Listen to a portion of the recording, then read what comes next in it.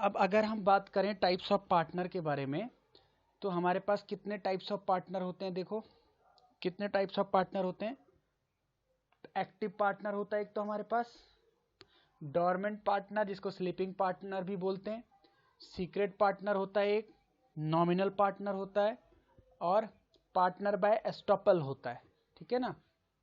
इसके अलावा minor partner एक होता है, ठीक है ना, पार्टनर बाय होल्डिंग आउट होता है, और एक लिमिटेड लायबिलिटी का पार्टनर होता है, ठीक है। तो जितना रेलेवेंट है मैं तुम्हारे को भी समझाता हूँ। मैंने यहाँ पे पूरे चार्ट में सारे टाइप के कवर किए हुए, ठीक है।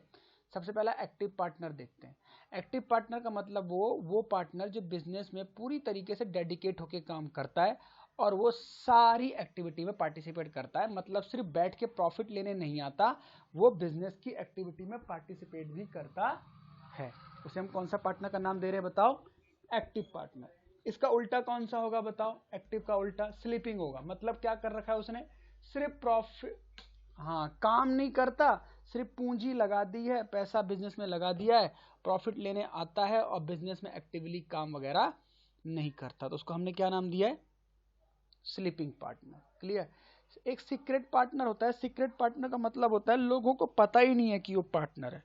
मतलब हमें तो पता है, हमने उसको पार्टनर बना रखा है, लेकिन दुनिया की नज़रों में लोगों को पता नहीं है कि ये भी हमारी पार्टनरशिप फर्म का पार्टनर है या नहीं, तो उसे सीक्रेट पार्टनर बोलते हैं।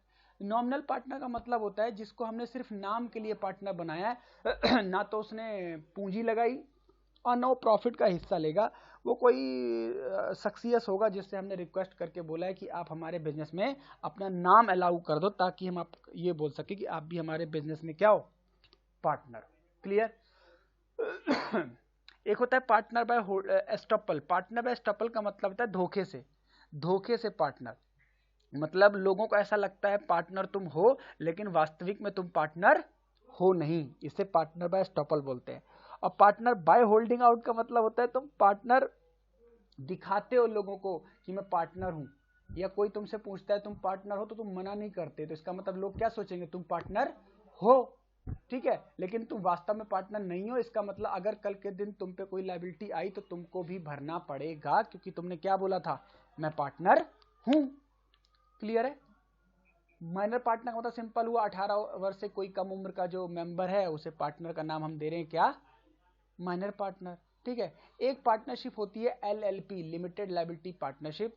इसमें क्या होता है कि जो भी पार्टनर होते हैं वो सब पहले से ही पार्टनरशिप में एग्रीमेंट कर लेते हैं कि हमारी लायबिलिटी जो होगी एक लिमिटेड होगी। लिमिटेड का मतलब है हम इतने से ज्यादा लायबिलिटी बियर नहीं करेंगे, ठीक है। LLP बोलते हैं उसको, ठीक है।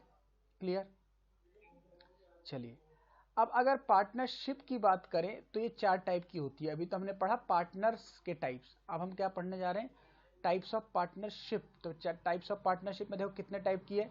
On the basis of duration कितनी है? 2। बोलो पहला कौन सा है? पार्टनरशिप एट विल और पर्टिकुलर पार्टनरशिप, राइट। उसके बाद है partnership on the basis of liability. तो ये कितने टाइप की है? जनरल पार्टनरशिप और लिमिटेड पार्टनरशिप। तो देखते हैं वन बाय वन। पहले हम लोग देखते हैं पार्टनरशिप एट विल और पर्टिकुलर पार्टनरशिप में क्या डिफरेंस है। पहला है पार्टनरशिप एट विल। इसमें लिखा है this type of partnership exist at the will of the partner, यानी जब आप मर्जी पार्टनरशिप बना सकते हो और जब मर्जी अपने पार्टनरशिप को खत्म कर सकते हो, आपकी इच्छा पे है। It will continue as long as partner want. It is terminated when any partner give notice to the dissolution. जब भी किसी पार्टनर ने मना कर दिया या इच्छा जाहिर कर दी कि मुझे आगे कंटिन्यू तेरे साथ नहीं करना, तो पार्टनरशिप क्या हो जाएगी? बंद मानी जाएगी, खत्म, डिसॉल्व बोलते हैं उसको। क्लियर। उसके बाद है पर्टिकुलर पार्टनरशिप। पर्टिकुलर में लिखा हुआ है this type of partnership is form for a specified time period for accomplish particular project. एक टेम्पररी टाइम के लिए खुलती है और एक टेम्पररी काम के लिए खुलती है। जब वो काम खत्म हो जाता है तो पार्टनरशिप भी क्या मानी जाती है? खत्म।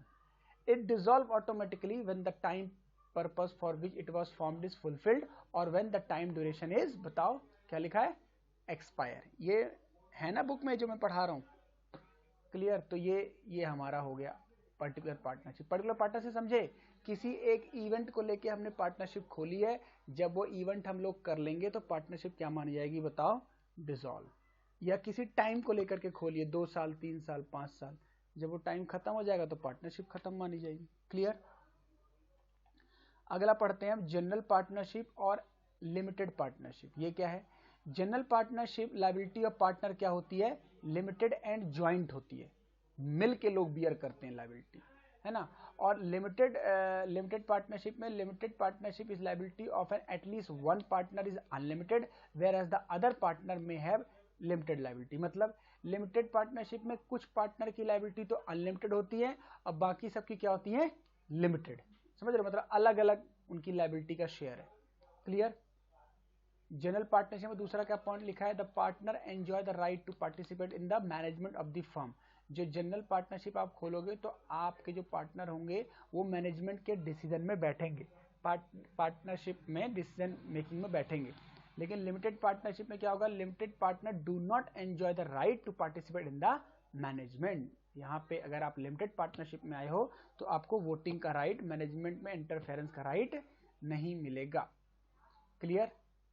अब जनरल पार्टनरशिप में दूसरा क्या पॉइंट है, their act are binding on each other as well of the firm. मतलब कोई भी पार्टनर अगर कोई काम करता है तो उसके लिए पूरी पार्टनरशिप फर्म जिम्मेदार हो जाएगी।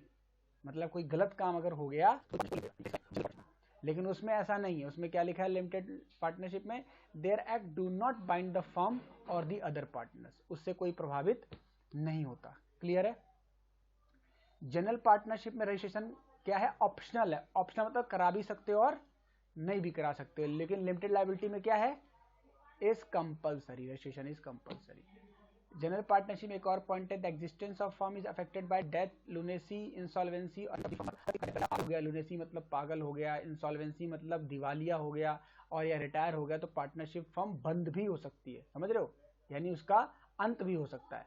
लेकिन इसमें क्या है, such are partnership does not get terminated with the death, lunacy और insolvency of any partner with limited liability. Clear हो गई बात। यहाँ पे ऐसा नहीं है, यहाँ पे कोई फर्क नहीं पड़ता। क्लियर। चलिए आगे देखते हैं। ठीक, देखो माइनर के बारे में क्या कहता है नियम। तो क्वेश्चन ये आता है, क्या पार्टनरशिप में माइनर 18 साल से कम उम्र के व्यक्ति को हम पार्टनर बना सकते हैं। तो पार्टनरशिप लॉ कहता है हाँ बना सकते हो आप पार्टनर, बट लेकिन वो सिर्फ प्रॉफिट लेगा, उसको लायबिलिटी का हिस्सा आप नहीं बना सकते। यानी सिर्फ वो क्या लेगा, प्रॉफिट का हिस्सा लेगा। तो तुम्हें डाउट आना चाहिए फिर लोग पार्टनर ही क्यों बनाते हैं बच्चे को।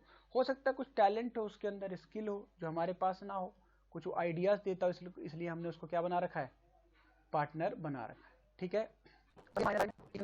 पार्टनरशिप डीड को देखते हैं क्या होती है।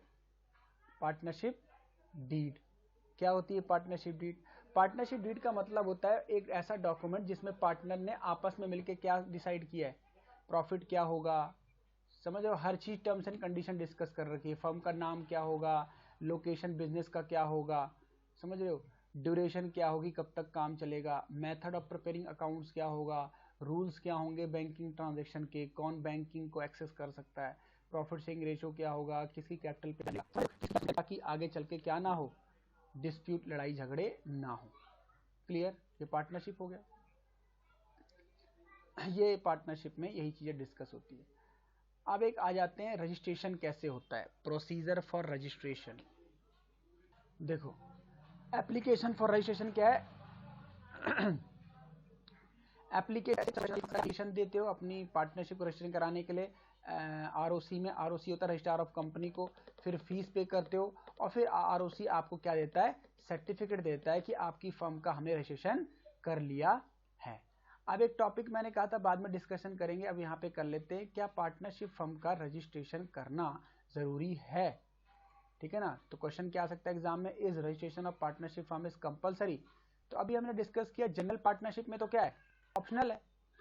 कंपलसरी किस में बताओ, पर्टिकुलर पार्टनरशिप में, लिमिटेड पार्टनरशिप में कंपलसरी है, जहां पे लायबिलिटी लिमिटेड है। ठीक है। तो अगर तुमने रजिस्ट्रेशन नहीं कराया तो क्या फर्क पड़ेगा, भाई रजिस्ट्रेशन नहीं कराया तो फिर तुम किसी पे केस नहीं कर सकते। मान लो तुम्हें कोई पैसे नहीं दे रहा, तुमने उसको काम तो कर दिया, अब तुम सोच रहे हो कि तुम केस कर दो उसके ऊपर, तो तुम्हारा वो केस वैलिड नहीं माना जाएगा, तुम्हें लॉ सपोर्ट नहीं करेगा। लेकिन सामने वाला तुम पे केस कर सकता है, ये है, तुम भाई रजिस्ट्रेशन नहीं हो, रजिस्टर्ड नहीं हो, लेकिन सामने वाला तो होगा, तो वो तुमसे क्लेम कर सकता है कि भाई इसने मेरी सर्विस, इसने मुझे सर्विस नहीं दी। क्लियर। चलो ये इसमें अपने फायदे नुकसान है। और पार्टनर में आपस में भी अगर मतभेद हो गया, डिस्प्यूट हो गया, तो वो आपस में भी क्लेम नहीं कर सकते। समझ गए? ये नुकसान है पार्टनरशिप फर्म का रजिस्ट्रेशन ना कराने का। क्लियर?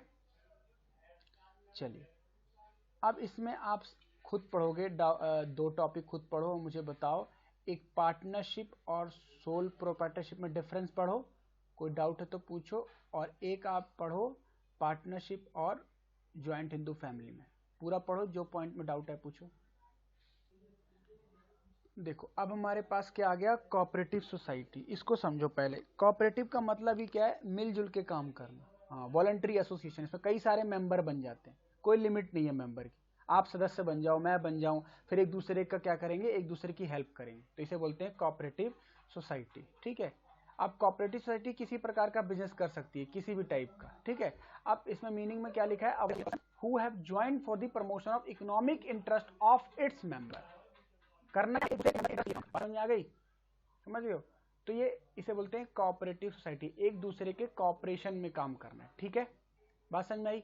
अब ये कितनी टाइप की होती है, टाइप्स ऑफ कोऑपरेटिव सोसाइटी का चार्ट क्या बोलता है, देखो। अब इसके कितने टाइप हैं, देखो। अब ये मैंने चार्ट बना रखा है इसका। एक है हमारे पास कंज्यूमर कोऑपरेटिव सोसाइटी, एक है प्रोड्यूसर कोऑपरेटिव सोसाइटी, एक है मार्केटिंग, एक है फार्मर्स कोऑपरेटिव, उसके बाद क्रेडिट कोऑपरेटिव और कोऑपरेटिव हाउसिंग सोसाइटी। क्लियर है? अब इसको वन बाय वन देख लेते हैं और थोड़ा सा वो देख लेते हैं।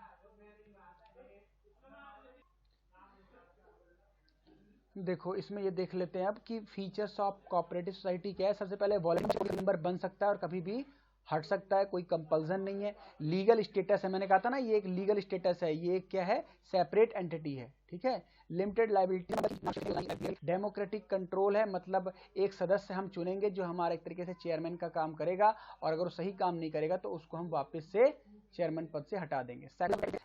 किसी का भेदभाव नहीं करेगी, हम एक तरीके से म्यूचुअल बेनिफिट्स के लिए काम करेंगे। बात समझ में आ रही है? हम क्या करेंगे, एक दूसरे के म्यूचुअल बेनिफिट्स के लिए काम करेंगे। फिर क्या है, सर्विस मोटिव है। हमारी जो संस्था खुली है उसका मेन पर्पस क्या है बताओ, सर्विस। हमारा एक दूसरे से लूटना नहीं है, इसका मतलब हमारा क्या है, एक दूसरे से एक तरीके से म्यूचुअल बेनिफिट के लिए हमने ये संस्था खोली है। फाइनेंस, फाइनेंस का मतलब क्या है, ज्यादा पैसे की जरूरत नहीं होती, जो मेंबर आपस में कंट्रीब्यूट करेंगे उतने से हमारी कोऑपरेटिव सोसाइटी खुल सकती है। राइट? अब इसके मेरिट क्या है, देखो। पहला मेरिट है ईज ऑफ फॉर्मेशन, फॉर्म करना आसान है। ठीक है? डेमोक्रेटिक मैनेजमेंट है, मतलब मैंने बताया था डेमोक्रेटिक मतलब क्या है, सारे मेंबर मिलके अपना एक कोई हेड चूज कर सकते हैं। लिमिटेड लायबिलिटी है, स्टेबल एग्जिस्टेंस है। अब बताओ कितने सारे मेंबर्स होंगे, तो किसी एक मेंबर के डेथ से, लूनेसी से, इंसॉल्वेंसी से कोई फर्क नहीं पड़ेगा। इकोनॉमी इन ऑपरेशन, बड़े लेवल पे आप काम करते हो तो आपको क्या मिलेगा, इकोनॉमी इन ऑपरेशन। इकोनॉमी का मतलब होता है बचत, आपको फायदा मिलना। ठीक है? जितने ज्यादा मेंबर होंगे उतना ज्यादा फायदा होगा। और support from the government, government भी इस प्रकार के बिजनेस को सपोर्ट करती है। क्लियर है? अब इसमें लिमिटेशन भी है, देखो क्या लिमिटेशन है। अब रिसोर्स लिमिटेड है। क्यों रिसोर्स लिमिटेड है, जितने कम मेंबर होंगे रिसोर्स उतने कम होंगे, जितने ज्यादा होंगे उतने ज्यादा अच्छा है। तो कोशिश क्या करना चाहिए, मेंबर ज्यादा से ज्यादा बनाओ। फिर क्या है, इनएफिशिएंसी इन मैनेजमेंट, मान लो सारे मेंबर पढ़े लिखे अनपढ़ गवार हैं, ठीक है, तो फिर मैनेजमेंट कौन करेगा। तो मैनेजमेंट करने के लिए आपके पास कम से कम कुछ लोग पढ़े लिखे समझदार होने चाहिए, वरना आपका मैनेजमेंट क्या हो जाएगा, inefficient. Lack of secrecy, secrecy का मतलब क्या है, आपको भी छुपा नहीं सकते, आपको दस्तावेज बना गवर्नमेंट को हर साल देना पड़ता है, जैसे कंपनी वगैरह देती है ऐसे इनको भी देना पड़ता है, आपको न्यूज़पेपर पब्लिश करना पड़ता है, कुछ छुपा के काम नहीं कर सकते। ठीक है? गवर्नमेंट कंट्रोल करती है, गवर्नमेंट सपोर्ट करती है, गवर्नमेंट आपको कंट्रोल भी करे, इंडियन में आएगी आपके ऊपर। और डिफरेंस समझ में आई? अब इसमें जो पहली तुमने पढ़ी कंज्यूमर कोऑपरेटिव, कंज्यूमर के बेनिफिट के लिए काम करती है कंज्यूमर कोऑपरेटिव सोसाइटी। अब जो प्रोड्यूसर कोऑपरेटिव सोसाइटीज हैं, इनके नाम में किसका बेनिफिट छुपा हुआ है, प्रोड्यूसर का। जो छोटे छोटे प्रोड्यूसर्स हैं, जो छोटी छोटी चीजों का निर्माण करते हैं, के लिए किसको फॉर्म किया गया, प्रोड्यूसर कोऑपरेटिव सोसाइटी। यानी छोटे छोटे प्रोड्यूसर मिलकर एक सोसाइटी बना सकते हैं, जिसको हम किसके अंदर समझेंगे, प्रोड्यूसर कोऑपरेटिव सोसाइटी। अब जो मार्केटिंग कोऑपरेटिव सोसाइटी है, उसके नाम में क्या लिखा है, मार्केटिंग।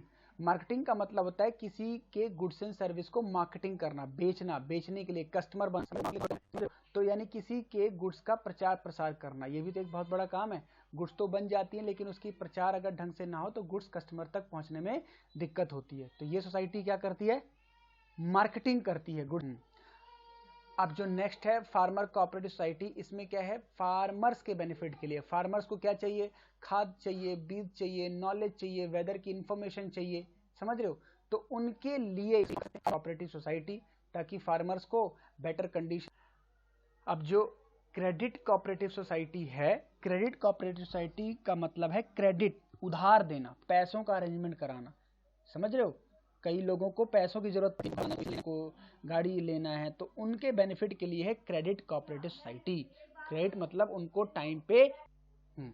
अभी जो कोऑपरेटिव हाउसिंग सोसाइटी है, हाउसिंग सोसाइटी में क्या है, लोगों को घर मुहैया कराना, लोगों को घर देना, लोगों को छत का बंदोबस्त करना, समझ लो। सबके पास घर नहीं है, तो जिन लोगों के पास ये समस्या है वो कोऑपरेटिव हाउसिंग सोसाइटी से संपर्क कर सकते हैं, उसके मेंबर बन सकते हैं, राइट।